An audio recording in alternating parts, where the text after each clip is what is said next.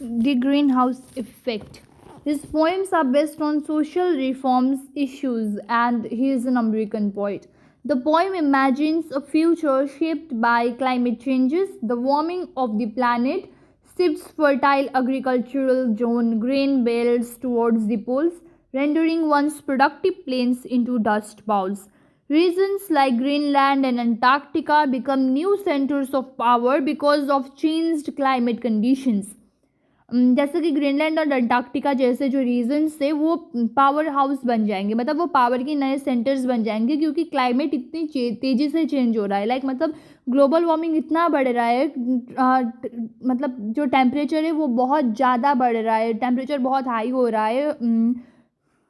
Temperature की increase होने की वजह से सारे जो आइस बेल्ट्स वगैरह है, बर्फ़ से जमा हुआ ग्लेशियर्स वगैरह जो भी है वो सब कुछ पिघल रहा है। एंड जब ग्लेशियर्स वगैरह पिघल रहा है तो वो क्या बन रहा है, सी लेवल को राइज कर रहा है। बट इनडायरेक्टली क्या हो रहा है कि जो अभी जो यहाँ बैठने लायक ज़मीन है, लाइक इंडिया, अफ्रीका, अमेरिका, ये सारे जो पावर्स है अभी, ग्रेट पावर्स है ना, अमेरिका, रशिया वगैरह या चाइना, ये सब ग्रेट पावर्स है ना अभी। तो ये क्या हो जाएगा, ये एक दिन जाके ये सारे लैंड्स जाके डेजर्ट्स बन जाएंगे। ओके, हॉट डेजर्ट्स बन जाएंगे। यहाँ पे रहने लायक कुछ भी नहीं होगा, ना ग्रासेस उगेंगे यहाँ पे, ना यहाँ पे कोई झाड़ जंगल उगेगा, ना कुछ पेड़ पौधे, कुछ भी नहीं उगेंगे। अभी यहाँ के लोग यहाँ हर किसी के पास कार है, अभी यहाँ हर किसी के पास कार है, बट एक टाइम ऐसा भी आएगा जहाँ पे लोग अपने पैसों से कार भी नहीं खरीद पाएंगे। अभी ग्रीनलैंड एंड अंटार्कटिका जहाँ पे हम लोग नहीं रह सकते, बहुत बर्फ़ है वहाँ पे, ग्लेशियर्स वगैरह है, वो जगह टेम्परेचर ज़्यादा बढ़ने की वजह से पिघल जाएंगे बर्फ़ एंड वहाँ रहने लायक ज़मीन बन जाएगी। एंड ग्रीनलैंड एंड अंटार्कटिका जैसे जो लैंड से जो अभी पोलर रीजन्स में आते हैं, जो अभी वहाँ मतलब बहुत सारे ग्लेशियर्स होने की वजह से वहाँ रह पाना बहुत मुश्किल है, वैसी जगह बर्फ़ पिघल जाने की वजह से वैसी जगह रहने लायक बन जाएंगे। एंड जो जगह अभी यहाँ पे हम लोग रहते हैं, अभी रहने लायक जो जगह है वो बंजर ज़मीन बन जाएगी, वहाँ रहने लायक कुछ भी नहीं बचेगा। एंड जो अभी ग्रेट पावर्स अमेरिका है, रशिया है, वो ग्रेट पावर्स अमेरिका रशिया नहीं रहेंगे। Great power America and Russia के लोग एक कार भी नहीं खरीद पाएंगे अपने पैसों से, खाने के लिए उनके पास कुछ नहीं होगा। एंड अभी अंटार्कटिका एंड ग्रीनलैंड जहाँ पे कुछ भी नहीं है वो ग्रेट पावर्स बन जाएंगे, उनके जितना अमीर कोई भी नहीं होगा एंड टाइम शिफ्ट होगा।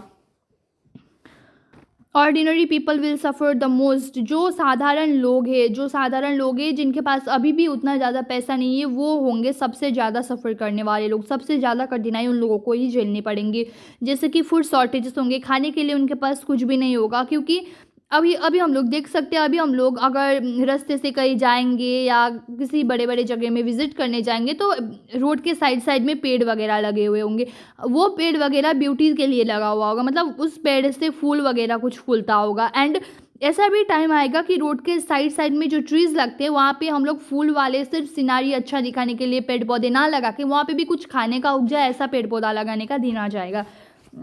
The points one today light, मतलब फूड शॉर्टेजेस बहुत ज़्यादा हो जाएगा। एंड फूड शॉर्टेजेस होने की वजह से हमें जहाँ भी थोड़ी सी ज़मीन दिख जाए वहाँ पे हम लोगों को खाना ग्रो करके अपना जीवन चलाना पड़ेगा। इकोनॉमिक डिक्लाइन होगा, मतलब कुछ काम ही नहीं होगा उनके पास करने के लिए। अब खेती बाड़ी का कुछ काम करते थे वो लोग, तो अब खेती बाड़ी बचेगी ही नहीं, पूरा का पूरा धरती बंजर बन जाएगा।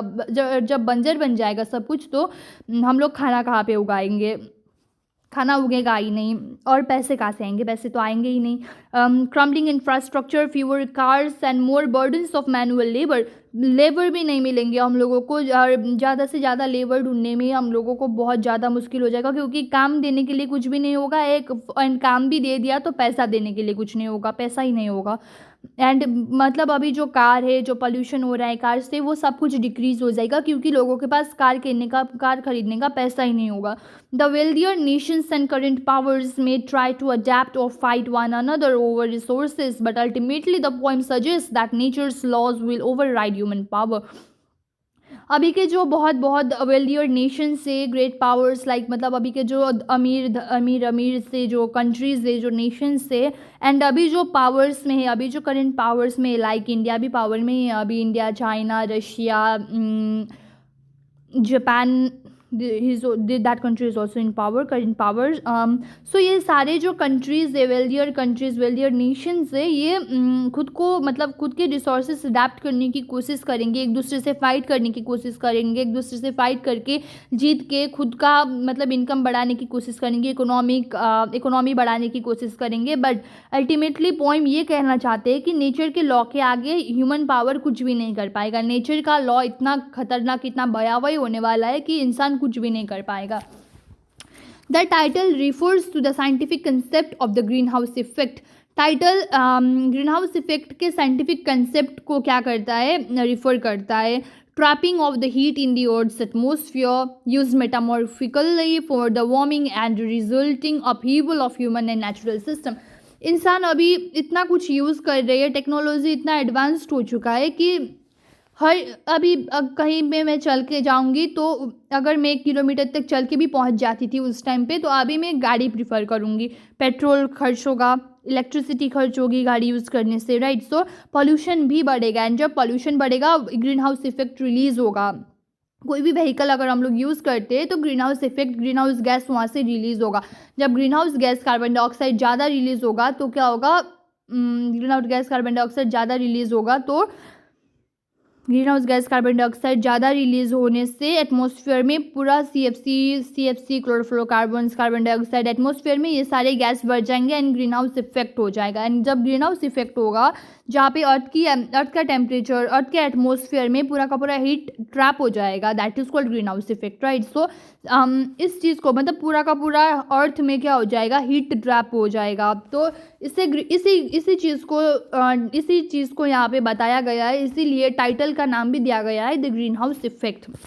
बिकॉज ये मेटामॉर्फिकली क्या कर रहा है कि ये डिनोट कर रहा है कि कैसे इंसानों की एक्टिविटीज़ की वजह से क्या हो रहा है, ग्लोबल वार्मिंग हो रहा है। एंड ग्लोबल वार्मिंग होने की वजह से सब कुछ क्या हो रहा है, बर्फ़ वगैरह पिघल रहे हैं। Themes of the poem, environmental crisis, climate change. Theme क्या है, पोइट वार्न कर रहा है ग्लोबल वार्मिंग के इफेक्ट्स के बारे में। पोइट वार्न कर रहा है इकोलॉजिकल नेग्लिजेंसी हो रहा है, ह्यूमन एक्सप्लॉइटेशन हो, मतलब नेचर में क्या कर रही है ह्यूमंस, अभी कुछ रोड बनाएंगे, क्या बनाएंगे, घर बनाएंगे, फैक्ट्रीज़ बनाएंगे, इंडस्ट्रीज़ बनाएंगे, तो ये सब बनाने के चक्कर में इंसान क्या कर रहे हैं, सारे पेड़ पौधे काट रहे हैं। एंड जब इंसान पेड़ पौधे काट रहे हैं तो ऑक्सीजन देने वाले जो पदार्थ है वो कम हो रहे हैं। एंड जब ऑक्सीजन कम हो रहा है तो कार्बन डाइऑक्साइड का लेवल इंक्रीज हो रहा है। एंड अगर कार्बन डाइऑक्साइड का लेवल ऐसे इंक्रीज होता जाएगा तो एक दिन ऑक्सीजन खत्म हो जाएगा इस धरती में। अगर ऑक्सीजन खत्म नहीं भी हुआ तो कार्बन डाइऑक्साइड बढ़ने की वजह से एटमॉस्फेयर में हीट ज़्यादा ट्रैप हो जाएगा। एंड जब हीट ज़्यादा ट्रैप हो जाएगा तब ग्लोबल वार्मिंग होगा, ग्रीन हाउस इफेक्ट होगा, एंड देन सारी धरती बंजर बन जाएगी, यहाँ पे रहने लायक कुछ भी नहीं होगा, खाने लायक कुछ भी नहीं बचेगा। It treats the greenhouse effect not just as physical phenomenon but as the metaphor for unintended consequences of the human behavior. ये सिर्फ ग्रीन हाउस इफेक्ट के फिजिकल फिनोमेना के बारे में नहीं बता रहा है, ग्रीन हाउस इफेक्ट से क्या क्या होगा, क्यों होगा, ये सब सिर्फ इतना नहीं बता रहा है। बट पॉइंट ये बताना चाहते हैं कि अगर हम लोगों ने ऐसा ही किया, अगर ह्यूमन का बिहेवियर ऐसा ही रहा, ह्यूमन के बिहेवियर में कोई चेंजेस नहीं आया एंड ऐसे ही ह्यूमन बिहेवियर पैसों के लालच में सब कुछ करते गए तो आने वाला भविष्य बहुत ही भयावह होने वाला है। इस चीज़ को दर्शाने के लिए पॉइंट ने ये पॉइंट लिखा है the green house effect. Indirectly poem the green house effect से ये बताना चाहते हैं कि अगर ह्यूमन एक्टिविटीज़ अगर ह्यूमन बिहेवियर को, ह्यूमन एक्टिविटीज़ को अब नहीं रोका गया तो ह्यूमन बिहेवियर को कभी नहीं रोका जा सकता एंड ये बहुत ही भयावह फ्यूचर लेके आएगा। सोशल इनइक्वालिटी थीम्स क्या है, इन्वायरमेंटल क्राइसिस और क्लाइमेट चेंज, और दूसरा है social inequality and human vulnerability मतलब and it emphasizes that while the elites may shift or adapt, the majority, that is the ordinary people, will bear the greatest burden, the shift of fertile lands and decline of infrastructure. So how humans become vulnerable when the environmental changes. हाँ, ये emphasise कर रहा है, point emphasise करने की कोशिश कर रहे हैं, पॉइंट ये बताने की, ये दर्शाने की कोशिश कर रहे हैं कि अभी के जो भी सुख सुविधा पाने वाला जो भी देश है वो शिफ्ट हो जाएगा, ठीक है। मतलब मेजॉरिटी क्या कर रही है कि majority of the ordinary people को ये चीज़ ग्रेटेस्ट बर्डन, मतलब majority of the ordinary people को क्या करना पड़ेगा, सफरिंग्स उठाना पड़ेगा, दुख उठाना पड़ेगा, बर्डन उठाना पड़ेगा, बोझ उठाना पड़ेगा। दुख जो भी होगा, जो भी सफरिंग्स होंगे वो ऑर्डिनरी पीपल्स को ज़्यादा होंगे, क्योंकि वैसे उनके पास कुछ नहीं है और ऐसा हो गया तो उनके पास तो कुछ भी नहीं बचेगा। सो ऑर्डिनरी पीपल ही वो होंगे, साधारण लोग ही होंगे वो जिन्हें सबसे ज़्यादा बर्डन झेलना पड़ेगा। फर्टाइल लैंड्स जो है अभी जहाँ पे खेती बाड़ी अच्छे से होती है, जो फर्टाइल सॉइल, फर्टाइल लैंड्स अभी जहाँ पे है, वहाँ पे कुछ भी नहीं होगा। वहाँ पे वो धरती पूरी की पूरी डेजर्ट बन जाएगी, हॉट डेजर्ट्स में बदल जाएगी। और जो इंफ्रास्ट्रक्चर से वो भी ख़त्म हो जाएंगे, लाइक पेट्रोल निकाल सकते हैं हम लोग, गोल्ड, सिल्वर, ये सब कुछ हम लोग, कोल माइनिंग, कोल्स वगैरह हो गए, ये सब कुछ हम लोग ज़मीन के नीचे से निकालते थे, राइट। बट एक दिन जाके ये इसको भी तो ख़त्म होना ही है। पानी है नीचे, पानी को भी एक दिन जाके ख़त्म होना ही है। पेट्रोल डिक्लाइन हो रहा है, पेट्रोल का इतना ज़्यादा यूज़ हो चुका है, इतने ज़्यादा व्हीकल्स निकल चुका है, एंड पेट्रोल ख़त्म हो रहा है। पेट्रोल ख़त्म होने की वजह से, मतलब पेट्रोल अब टू द एंड आने वाला है, पेट्रोल का एंडिंग आने वाला है बोल के electric vehicles, CNG buses, CNG vehicles निकल चुके हैं, only because the petrol is declining at its peak, right। सो ऐसे ही एक दिन ह्यूमन भी वल्नरेबल है, एंड ऐसे ही एक दिन पूरे की पूरे इंसान की जाति प्रजाति ख़त्म हो जाएगी अगर इन्वायरमेंट इसी हिसाब से बदलता रहा तो। एंड इन्वायरमेंट इस हिसाब से तभी बदल रहा है क्योंकि इंसान इस चीज़ को होने दे रहे हैं, इंसान ऐसी हरकतें कर रहे हैं जिसकी वजह से क्या हो रहा है, पूरा का पूरा इन्वायरमेंट चेंज हो रहा है। एंड इसी इंसानों की वजह से इन्वायरमेंट चेंज होगा, बट जब इन्वायरमेंट चेंज होगा तब इंसान नहीं रहेंगे, इंसान ख़त्म हो जाएंगे। Change of powers and rules. The poem suggests that geographic, economic and political power may shift. Poem इस बात को सजेस्ट करते हैं कि जोग्राफिक, इकोनॉमिक और पॉलिटिकल सारे के सारे पावर शिफ्ट हो जाएंगे। जोग्राफिकली जो एग्रीकल्चरल लैंड से, फर्टाइल लैंड से, वो डिजर्ट्स में बदल जाएंगे, शिफ्ट हो जाएंगे। जो पॉलिटिकल पावर में अभी रशिया एंड ऑल है वो अंटार्कटिका एंड ग्रीनलैंड को मिल जाएगा। इकोनॉमी मतलब जो अभी बहुत ज़्यादा डेवलप्ड कंट्रीज़ है वो डेवलप्ड कंट्रीज़ नहीं रहेंगे, एंड जो अंडर डेवलप्ड कंट्रीज़ है वो कंट्रीज़ डेवलप्ड बन जाएंगे। Not all. Example to the polar regions के जो कंट्रीज़ है वो डेवलप्ड बन जाएंगे, उनकी जोग्राफिक, इकोनॉमिक एंड पॉलिटिकल सारे के सारे पावर्स स्ट्रॉन्ग बन जाएंगे। It prompts reflection. Current power structures assume stability, but nature can end that. जो भी होगा बट होगा ना कि मतलब एक रिफ्लेक्शन आएगा कि सारे के सारे चीज़ हम लोग हैंडल नहीं कर पाएंगे। जो कुछ भी होगा नेचर करेगा, नेचर ही एंड करेगा इन सारी चीज़ों को। अगर हम नेचर को डिस्टर्ब करेंगे तो नेचर एक दिन जाके घूम के हम लोगों को डिस्टर्ब करेगा ही करेगा। Responsibility and neglect. The poem carries an implicit warning that as if we ignore the warnings, the future will markedly worse. It calls awareness of our part in environment degradation. Poem कहते हैं the poem किस चीज़ को लेके चल रहा है, poem एक warning दे रहा है हम लोगों को। पोएम के थ्रू हम लोगों को एक वार्निंग देना चाहते हैं कि अगर इस वार्निंग को, अगर इस पोएम में जो वार्निंग दिया गया है उस वार्निंग को भी इंसानों ने इग्नोर किया, इंसानों ने उस वार्निंग को भी अगर इग्नोर कर दिया तो फ्यूचर बहुत ही भयावह होने वाला है, फ्यूचर बहुत ही वर्स्ट हो जाएगा। एंड ये जो कॉल्स अवेयरनेस यहाँ पे दिए हुए इस पोएम में पोइट ने, इन्वायरमेंटल डिग्रेडेशन होने से कैसे बचाना है, उन सारी चीज़ों को पोइट ने यहाँ पे बताया गया। अगर इस चीज़ को हमने फॉलो नहीं किया तो हम आगे कुछ भी नहीं कर पाएंगे। Tone of the poem. What is the tone of the poem? Warning and cautionary with an almost prophetic vision of what may happen. There is also a sober realism where the poet uses realistic scenarios of decline and change. At times, there is also irony. For example, the idea that Greenland and Antarctica becomes great power in a world where we have failed to act. The tone carries resignation, though it warns, it accepts that change is coming and that human agency may be limited unless we act. Poem का tone क्या है? मतलब poem एक warning दे रहा है, poem cautionary भी है और पोएम वार्निंग भी दे रहा है हम लोगों को कि हम लोग अगर इसी विजन से काम करते गए तो क्या होगा हमारे साथ, अगर इसी तरीके से हम लोग काम करते गए तो हमारे साथ क्या होगा, इस चीज़ का वार्निंग दे रहा है ये पोइम, इस चीज़ का क्वेश्चन दे रहा है poem. This is there is also sour realism, मतलब यहाँ पे एक रियलिज्म भी है, मतलब ये पोइम कुछ रियलिटी को भी सजेस्ट कर रहा है, कुछ यहाँ पे पोइम रियल बोल रहा है, जैसे कि चेंज होने वाला है, डिक्लाइन होने वाला है कुछ नेशंस का, कुछ चीज़ें ख़त्म हो जाएंगी, एंड दैट इज़ ट्रू, चीज़ें ख़त्म होंगी लाइक पेट्रोल्स वगैरह, वो सब एक दिन जाके ख़त्म होंगे ही होंगे, राइट। अभी का जो टाइम है यहाँ पे पोएम ने एक आयरनी मेंशन किया हुआ है, जैसे कि Greenland and Antarctica, like irony means 7 नहीं बजे फिर भी मम्मी बोलती है कि 7 बज के उठ जा, दैट इज़ आयरनी, ओके। नहीं होता है, कुछ नहीं होता है, फिर भी हो गया बोल के क्या करते हैं हम लोग, उस चीज़ को बोल देते हैं, like example as I give.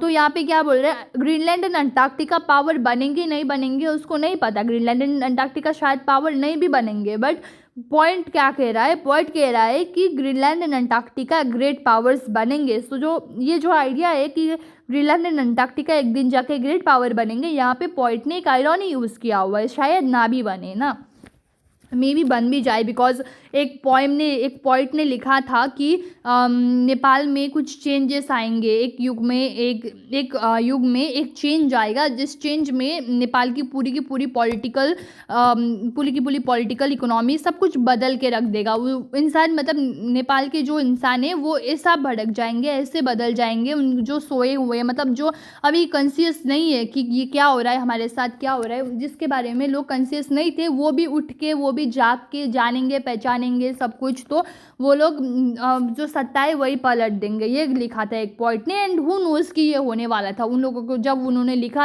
अभी तो वो पॉइंट मर भी गए, राइट। सो उन्हें तो नहीं पता था कि ये सब कुछ होने वाला है, but that thing really happened in future.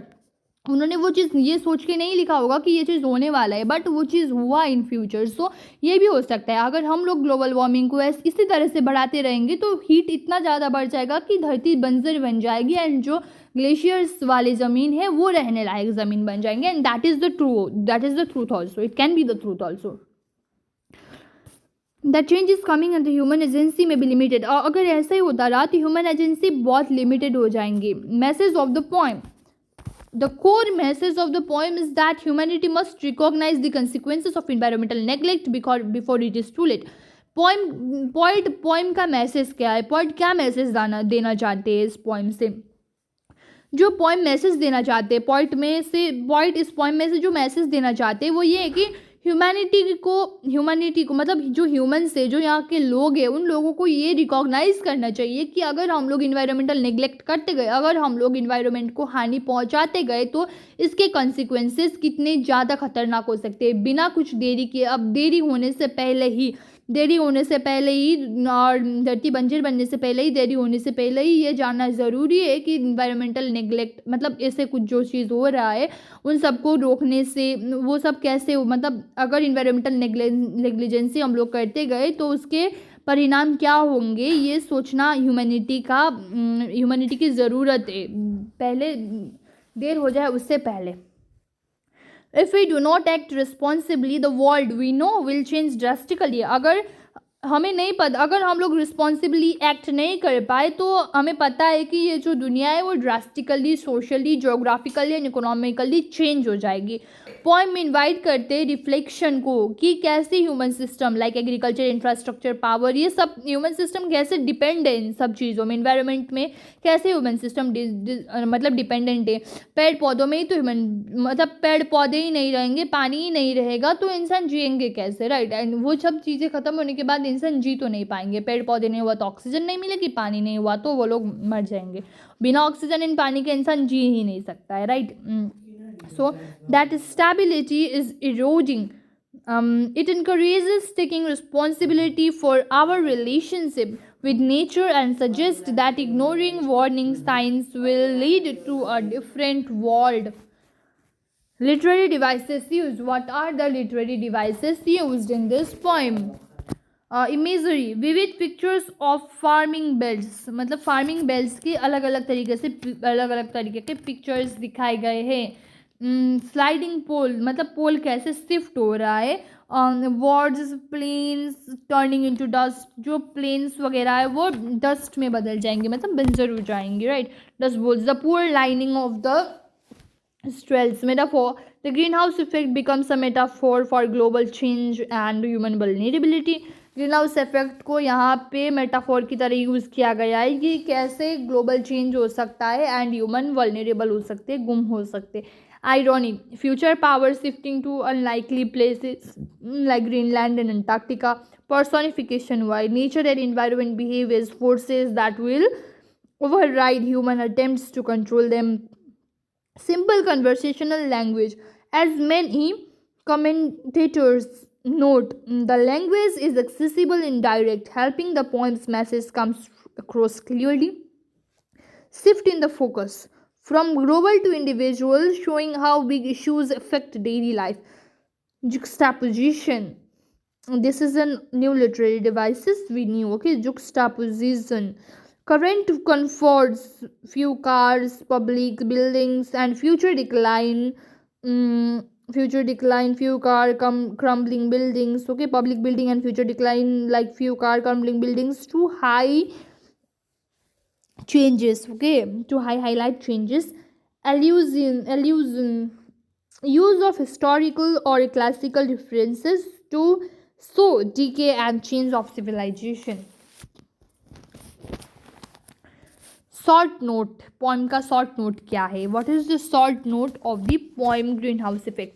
The poem is often regarded as an eco poem. Poem को इको पोएम कहा गया है क्योंकि ये जो टॉपिक है, this topic is regarded with environmental science. Okay, this topic is regarded with environmental science, so that's why this is called an eco poem. Eco poem, like मतलब eco club वगैरह होता है ना, that is related with planting trees and all, right? So this poem is often regarded as a eco poem because it deals explicitly with environmental issues. कुछ भी चीज़ अगर environmental issues, environment से deal करते हैं तो उसको हम लोग eco कहते हैं, right?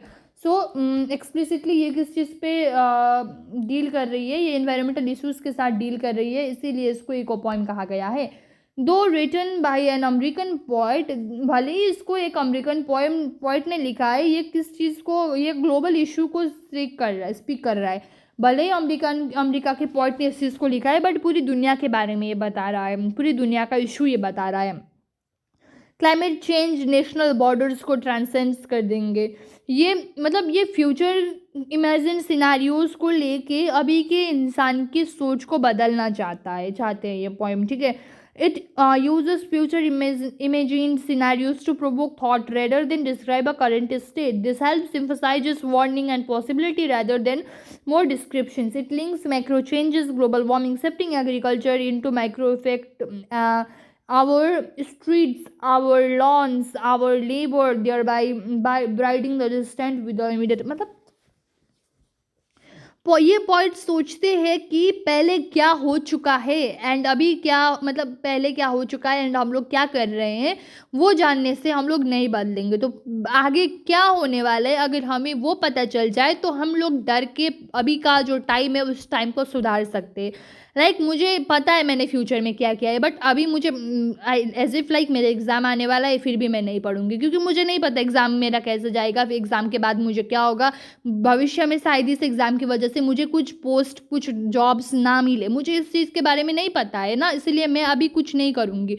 बट अगर मुझे पता चल जाए कि मैं अगर 2 दिन यहाँ पे पढ़ूंगी तो मेरा फ्यूचर का वो वाला कोई एक जॉब खुलने वाला है फ्यूचर का, मुझे अगर पता चलेगा कि फ्यूचर में मेरा अभी के 2 दिन में पढ़ूंगी एंड फ्यूचर का मेरा कोई एक आज के 2 दिन पढ़ने की वजह से जॉब खुल रहा है, तो मैं ऑफकोर्स आज के 2 दिन पढ़ूंगी ना, क्योंकि मुझे पता है कि फ्यूचर का जॉब मेरा लगने ही लगने वाला है and that is fixed. That's why point इसी चीज़ को बताने के लिए ये चीज़ करते हैं. पॉइंट बताते हैं कि पहले क्या हो चुका है एंड अभी क्या हो रहा है, उससे ज़्यादा ज़रूरी है कि आगे क्या होने वाला है. अगर आगे क्या होने वाला है ये पता चल जाए, अगर आगे क्या होने वाला है उस चीज़ के बारे में हम लोगों को वार्निंग मिल जाए, तो शायद हम अभी को सुधार सके, शायद हम अभी जो होगा उस चीज़ को बदल सके.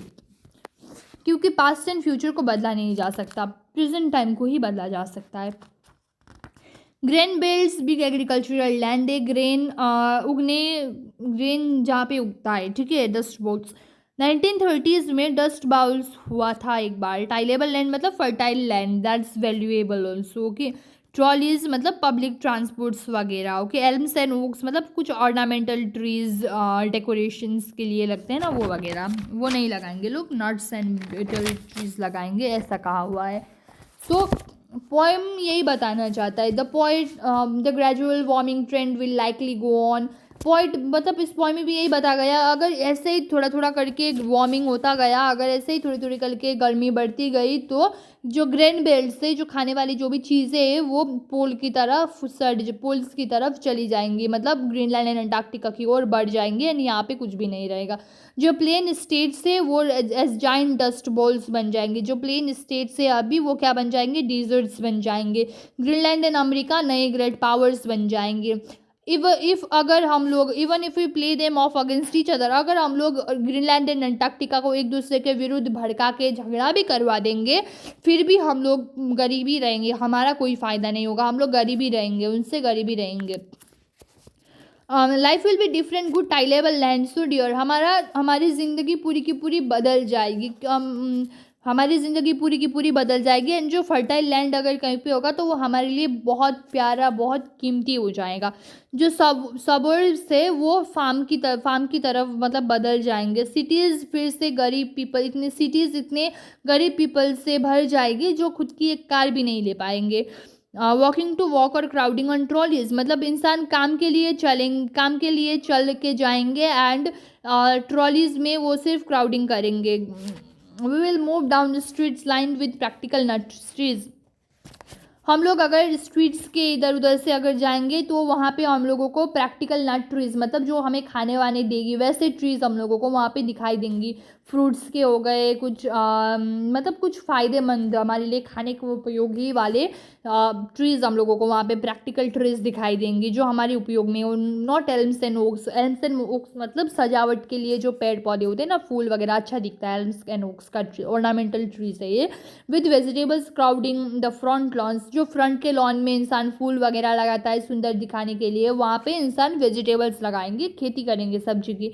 जो टैक्स बेस है वो बहुत ही स्मॉल हो जाएगा, मतलब पब्लिक बिल्डिंग्स को क्लीन करना पड़ता है ना, लाइक इंडिया में तो हम लोग शायद उतना नहीं करते, बट अमेरिका वगैरह में हम लोग पब्लिक बिल्डिंग्स को बहुत अच्छे से साफ करके रखा जाता है, ठीक है। टैक्स बेस जो है वो बहुत छोटा हो जाएगा। जो टैक्स बेस से मतलब टैक्स इतना कम होगा, लोगों के पास इतना पैसा ही नहीं होगा कि वो लोग ज़्यादा टैक्स दे सके, तो टैक्स बेस बहुत ही कम हो जाएगा। जब टैक्स बेस कम हो जाएगा तो हम लोग पब्लिक बिल्डिंग्स को सपोर्ट नहीं कर पाएंगे। सो हम लोगों को अपने हफ्ते का कुछ घंटा डोनेट करना पड़ेगा library and city hall, library के लॉन सिटी हॉल के लॉन को साफ़ करने के लिए, वहाँ के जो झाड़ जंगल उगे होंगे उनको काटने के लिए हमें कुछ घंटे डोनेट करने पड़ेंगे, क्योंकि पैसा लोगों के पास नहीं होगा। टू टक point the chimney of the federal building, okay मतलब फेडरल बिल्डिंग्स जो है वहाँ के ब्रिक्स ना टूट जाए, उसके लिए हम लोगों को क्या करना पड़ेगा, हम लोगों को हेल्प करना पड़ेगा, हम लोगों को क्लीन करना पड़ेगा उस जगह को। If we don't want the place to, मतलब रोम में जैसे टेम्पल्स वगैरह गिर गए ना, अगर वैसा ही हम लोगों को नहीं चाहिए, अगर हम लोगों को अपने जो फेमस बिल्डिंग्स है जो हम लोगों के रिलीजियस सेंटिमेंट्स जुड़े जिन जगहों से, उन जगहों पे आके सिर्फ अपने स्क्वायर्स में ग्रेज ना करे, अगर हम ऐसा चाहते हैं तो क्या करना पड़ेगा हम लोगों को। टेम्पल्स में जब रोम के टेम्पल्स में क्या होगा, अभी सिर्फ ग्रीज कर रहे हैं, वैसा ना हो तो हम लोगों को इस चीज़ को साफ़ करके रखना पड़ेगा, टेम्पल्स को पब्लिक बिल्डिंग्स को साफ़ करके रखना पड़ेगा, देखना पड़ेगा कहीं कुछ टूट तो नहीं गया है। As the grazed in the forum for 1000 year, बहुत साल तक वहाँ पे टेम्पल्स पे हुआ था, घास वगैरह उगा था, तो वहाँ पे आगे सीप्स ग्रेज कर रहे हैं। With a little afford the country will go on, अगर ये एक होपफुल लाइन है, ठीक है, पोएम का, कि अगर हम लोग थोड़ी सी मेहनत करेंगे तो हमारा कंट्री आगे बढ़ सकता है, सुख में रह सकता है। So what if we have lost our high place to stronger Carthages whose far-flung fleets will be loaded with merchandise cheaper than ours. We will be glad to watch from the beach as the lights from Korean armadas pass on the endless patrols around the world. Let them have their little time in the sun, we will say to ourselves as we begin to say to the strengths of our native beach band, ignoring the hits from the Arctic on the radio. यहाँ पे कहा जा रहा है कि अभी जो पहले ही as if I told that's many times कि अभी मतलब हम लोग इतने गरीब हो जाएंगे कि कुछ भी नहीं कर पाएंगे, ठीक है। तो अभी फिर हम लोग भी एक दिन कहेंगे, एक दिन ऐसा भी आएगा जहाँ पे हम लोग ये कहेंगे कि एक दिन तो आएगा, अभी तुम लोगों का सूरज चल रहा है, अभी तुम लोगों के अच्छे दिन चल रहे हैं, हमारा भी एक दिन अच्छा दिन आएगा बोल के हम लोग कहेंगे। बट हमारा अच्छा दिन जा चुका होगा, ख़त्म हो चुका होगा, एंड हमारा अच्छा दिन नहीं आने वाला होगा। ठीक है, टेम्पोररी सक्सेस को एंजॉय करने दो उनके, ये हम कहेंगे। बट हम लोग अपनी टेम्पोररी सक्सेस एंजॉय कर चुके होंगे, एंड अब उनकी बारी आई हुई होती है, ग्रीनलैंड एंड अंटार्कटिका की बारी अब आई हुई होगी। हमारा कोई भी चांसेस ही नहीं है कि हमारा एक दिन सूरज आएगा एंड हम क्या करेंगे, हमारी लाइफ में भी एक दिन सूरज आएगा एंड हम लोग भी एक दिन ऐसे ही अमीर बन जाएंगे, ये हम लोग सोचेंगे। बट वो चीज़ नहीं होगा, क्योंकि हमारे साथ ऑलरेडी अच्छा हो चुका होगा एंड अब बुरा वाला टाइम आया होगा वो भी हमारी वजह से ही। सो हम खुद से कहेंगे कि ये सब कुछ होने वाला है, हम लोग खुद से कहेंगे ये और मन को शांत करेंगे। ठीक है, बट क्या होगा, वो चीज़ नहीं होने वाला है। To the strength of our native is arctic से, मतलब रेडियो में आर्टिक से जो हिट्स आ रहे होंगे हम उसको इग्नोर कर रहे होंगे उस टाइम पे। सो पॉइंट ये बताना, पॉइंट वार्निंग देना चाहते हैं कि अगर ऐसे ही हम लोग काम करते गए, ऐसे ही हम लोग बहुत सारे व्हीकल्स वगैरह, बहुत सारे रेफ्रिजरेटर्स CFC वगैरह रिलीज़ होते, ऐसी चीज़ें अगर हम लोग यूज़ करते गए तो क्या होगा, भविष्य ऐसा हो जाएगा कि हम लोग जी ही नहीं पाएंगे।